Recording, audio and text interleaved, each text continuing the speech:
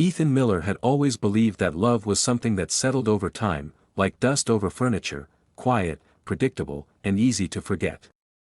His marriage to Nathan had become exactly that, a collection of routines, carefully folded days that looked identical from one to the next. Morning coffee, brief conversations, an absent-minded kiss before work, and silence that stretched across the dinner table like a thin veil neither of them dared to lift. When Nathan left for a business trip that first week of June, the house felt larger than usual. The air was still, the quiet heavy. Ethan filled his evenings with half-hearted chores, rearranging shelves, watering plants that didn't need watering. That's when the message came: Marcus Carter, back in town, man. You around? It had been years since Ethan had seen Marcus. They'd met in college, two young men chasing impossible dreams, staying up until dawn debating music, life, and the kind of love they both thought they'd someday understand. Marcus had moved away after graduation, building a life filled with travel, new jobs, and brief mentions of relationships that never lasted. But his energy had always been magnetic, impossible to forget. Ethan stared at the message longer than he should have. Then he replied. Of course. Come by any time. The knock came that evening, low and confident. When Ethan opened the door, the years fell away in an instant. Marcus stood there with that same easy grin, his dark skin glowing under the porch light, eyes filled with a warmth Ethan hadn't felt from anyone in a long time. He smelled faintly of rain and travel, and when he hugged Ethan, it wasn't the polite kind of hug old friends give, it was grounding, familiar, and real. Man, it's been forever, Marcus said, stepping inside, his laughter echoing through the hallway. You haven't changed at all. Ethan smiled, though he knew he had. You have. You look settled. Different. Different good? Marcus teased. Ethan hesitated. Different, grown. They sat in the living room, a half-empty bottle of wine between them, stories spilling as easily as the drink. Marcus talked about his travels, Berlin, Cape Town, Sao Paulo, cities that seemed too alive to fit inside Ethan's quiet world. Ethan listened, drawn to every word, to the light in Marcus's eyes when he spoke. At one point, Marcus looked around and said, "It's a beautiful home. Feels calm." "It's quiet," Ethan corrected. "Too quiet sometimes." Marcus tilted his head. "Nathan still working crazy hours?" "Always." Ethan tried to sound casual, but his voice betrayed something hollow. Marcus didn't press. He just nodded slowly and poured more wine. "You deserve better conversations than spreadsheets and silence." Ethan laughed softly, trying to shake off the weight of that truth. "And you still talk like a poet, don't you?" Marcus leaned back, smiling. "Maybe I just see what others ignore." They talked until the sky outside deepened to indigo. The lamplight softened their faces, the distance between them shrinking with every passing hour. Ethan felt it, an energy, quiet but charged, something old awakening beneath years of restraint. He told himself it was nostalgia. Friendship. But when Marcus's hand brushed his while reaching for the wine, Ethan's breath caught. Neither of them spoke. The air thickened, not with awkwardness, but with recognition. The kind that comes when something long buried shifts underfoot. Ethan stood to clear the glasses. "You staying in town long?" His voice was too steady. "Few weeks," Marcus said, watching him. "Maybe longer. I've missed this. Us." Ethan's back was turned, but he could feel Marcus's eyes on him, steady, searching. He took longer than necessary to rinse the glasses, his reflection in the kitchen window faint and uncertain. When he turned around, Marcus was still looking at him, a faint, unreadable smile on his face. "You've changed too, Ethan," Marcus said quietly. "You used to talk about dreams. Now you talk about balance." Ethan leaned against the counter. "Dreams are expensive.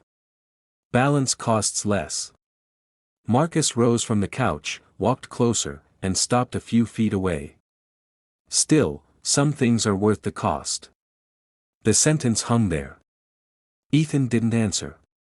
The sound of the clock ticking in the next room filled the silence between them. When Marcus finally left, the door clicked shut softly, leaving behind the scent of his cologne and an ache Ethan didn't want to name that he wandered through the house afterward, aimless, restless. In the dim hallway mirror, he caught his own reflection, eyes wide, uncertain. For the first time in years, he looked alive. The next morning, the text came again. Forgot my jacket. Mind if I drop by later? Ethan typed sure before he could think twice. Marcus arrived that afternoon, sunlight spilling in through the kitchen window. He wore the same easy smile, though something in his gaze was heavier now. They found themselves fixing small things around the house, tightening a loose shelf, changing a flickering bulb. It was ordinary work, yet every movement between them felt deliberate. As they worked side by side, Ethan noticed how close their hands came when passing tools, how easily laughter returned between them. Every smile lingered too long. Every glance said more than words dared to. After they finished, they sat on the back porch, the air warm and still. Marcus leaned back in the chair, eyes half closed. Feels like we never lost touch, he said. Maybe we didn't, Ethan replied softly. Marcus turned to him. You ever wonder how life might have been different? Ethan met his gaze. All the time. There was a long pause. Marcus nodded slowly. Then maybe it's not too late to feel something real again. Ethan's heart stuttered. Marcus, I'm not asking for anything, Marcus said quickly, voice calm but low. Sometimes friendship becomes something else. You can fight it, but that doesn't mean it's not there. Ethan couldn't speak. The sound of wind in the trees filled the silence, soft and relentless. Marcus stood, brushing imaginary dust from his jeans. I should go. Ethan followed him to the door, the space between them taut with unspoken things. Marcus paused on the threshold, eyes meeting his one last time. Good night, Ethan, he said quietly. Good night. The door closed. The echo of it seemed louder than before. Ethan stood there, motionless, his pulse thrumming in his ears. Outside, the evening sky deepened to the color of bruised gold. He didn't know what frightened him more, the idea that Marcus had crossed a line, or that part of him wanted to follow. That he turned off the lights one by one, the house dimming into silence. Yet somewhere inside that quiet, something had awakened, something that would not easily sleep again. Ethan couldn't stop thinking about the moment Aiden had lingered in his room the night before. It wasn't that anything had happened, at least not in any tangible sense, but the air between them had shifted in a way Ethan couldn't ignore. Each glance, each accidental touch, now seemed loaded with unspoken possibilities. He tried to push the thoughts away during classes and library sessions, burying himself in assignments and group projects, but Aiden's presence lingered in the corners of his mind, like a shadow that refused to dissipate. The following afternoon, Aiden found another excuse to appear. Ethan had been sitting cross-legged on his bed, headphones in, lost in a world of music that usually calmed him, when the door creaked. Hey, Aiden said casually, leaning against the frame with that same effortless charm. You got a second? Ethan removed his headphones and forced a neutral expression. Yeah, what's up? Aiden stepped inside, closing the door behind him. I was thinking about that assignment for Professor Lang. You know, the one with the essay on ethics in literature. I could use your perspective. Ethan raised an eyebrow. You're asking me? You usually just wing it. Aiden shrugged, smirk tugging at his lips. Maybe I like hearing your take. You always seem thoughtful. The compliment sent an unexpected jolt through Ethan. He tried to focus on the essay rather than the subtle warmth spreading across his chest, the slight catch in his breath when Aiden's shoulder brushed against his as they bent over the notes. It was easy to convince himself that it was innocent, academic even, but the tension was unmistakable. As they talked, Aiden leaned closer under the pretext of pointing out a passage in Ethan's notebook. Their knees touched briefly, a fleeting contact that Ethan's mind replayed endlessly afterward. He could feel the pull of curiosity mingled with guilt, and a part of him wondered if he should say something, establish boundaries, before this escalated any further. Yet when he looked at Aiden's relaxed, open expression, the words failed him. Over the next few days, this pattern continued. Aidan seemed to find more reasons to be around Ethan, sometimes in shared spaces like the kitchen or living room, sometimes in private areas under innocuous pretenses. Each encounter was a delicate dance, balanced between casual familiarity and something more charged, leaving Ethan both exhilarated and anxious. One evening, Ethan confided in Lila over a video call. "It's complicated," he admitted, staring at the grainy image of her smiling face. "He's just... I don't know. He's everywhere, in a way I can't quite explain." Lila frowned, concern knitting her brow. "Ethan, are you saying he makes you uncomfortable?" "No. Not uncomfortable. I don't know how to describe it," Ethan said, rubbing the back of his neck. "It's like... I can't stop noticing him. Every look, every little thing, it's confusing." "Sounds like he's messing with your head," Lila said bluntly. "Be careful. You need to set limits before it goes too far." Ethan nodded, knowing she was right, but the thought of confronting Aidan about it felt impossible. He wasn't sure if it was just him overthinking, or if Aidan was actually aware of the effect he had on him. And even if he tried to set boundaries, what would stop this magnetic pull that seemed to draw him toward his stepbrother no matter how hard he resisted? The next day, the tension reached a new peak. Ethan had been lounging on the couch in the living room, scrolling through notes for class, when Aidan joined him, casually dropping onto the cushions beside him. "You're always buried in work," Aidan said, nudging him gently with his shoulder. "Don't you ever relax?" Ethan attempted a small smile. "I guess not enough." Aidan leaned back, stretching his long legs in a way that seemed deliberately relaxed, his presence commanding attention even in the quiet living room. He spoke about his own assignments, his voice low and measured, yet there was a subtle undertone in his tone that seemed directed at Ethan in particular. Every word, every glance, carried a weight Ethan couldn't quite place, a silent question hidden behind casual conversation. That evening, after everyone had gone to bed, Ethan found himself alone in his room, replaying every interaction, every fleeting touch, every look. The tension was almost unbearable. He realized that he hadn't been able to stop thinking about Aidan since the moment he had entered his room that first night. And now, there was a certainty gnawing at him, something had shifted between them. The line he had been trying to maintain wasn't just blurred, it was beginning to fade. Aidan's influence extended beyond presence. Ethan noticed himself becoming more attentive to his appearance, more aware of how he moved, how he spoke. Subtle gestures, adjusting his posture, smoothing his hair, even rehearsing what he might say in casual conversation, suddenly seemed necessary. He hated the realization, yet a part of him was drawn to it, unable to resist the pull of Aidan's attention. The climax of this escalation came one night when Ethan returned to his room after a late-night walk. The soft glow of the desk lamp illuminated Aidan, sitting casually on the edge of his bed, pretending to read a book. "Hey," Aidan said without looking up. "Didn't expect you back so soon."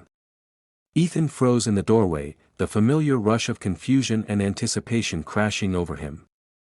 "I just needed some air," he said, stepping inside cautiously. Aidan set the book aside, leaning back on his hands. "You know," he began casually, "it's nice when we get a moment alone. Feels different, doesn't it?" Ethan's chest tightened.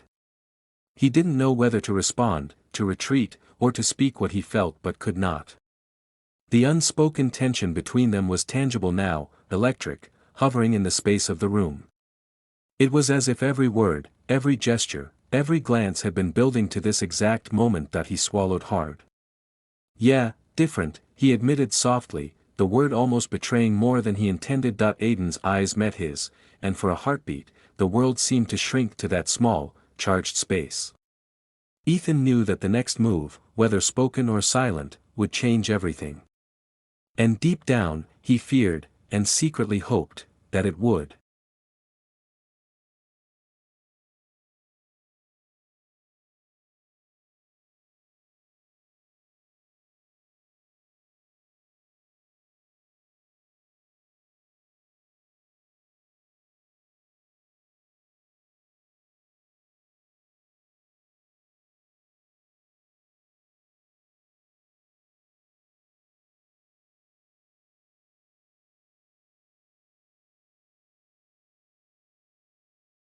The following weeks unfolded quietly, as if the apartment itself held its breath.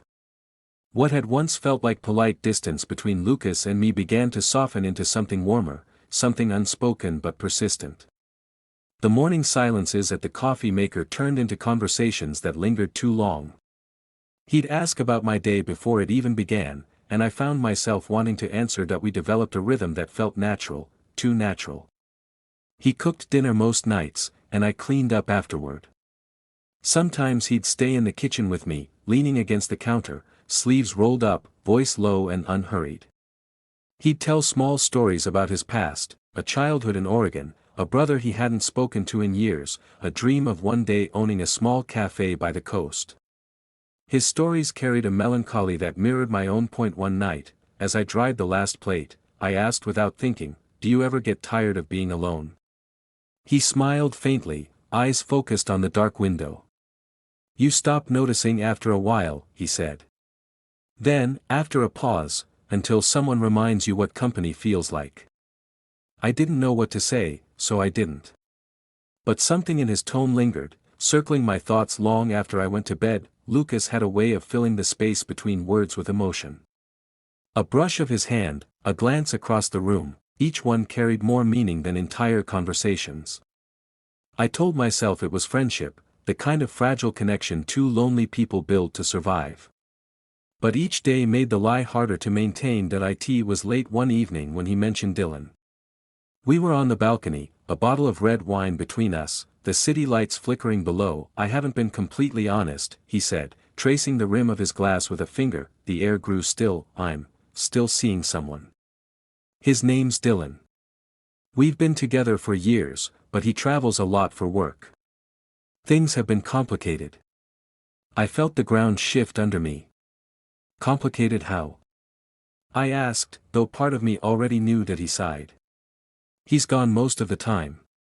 When he's here, it feels like we're strangers sharing the same house. I guess I didn't realize how lonely I was until you moved in." I looked at him, heart thudding. His confession wasn't shocking, it only confirmed what I'd begun to suspect, but hearing it aloud made it real.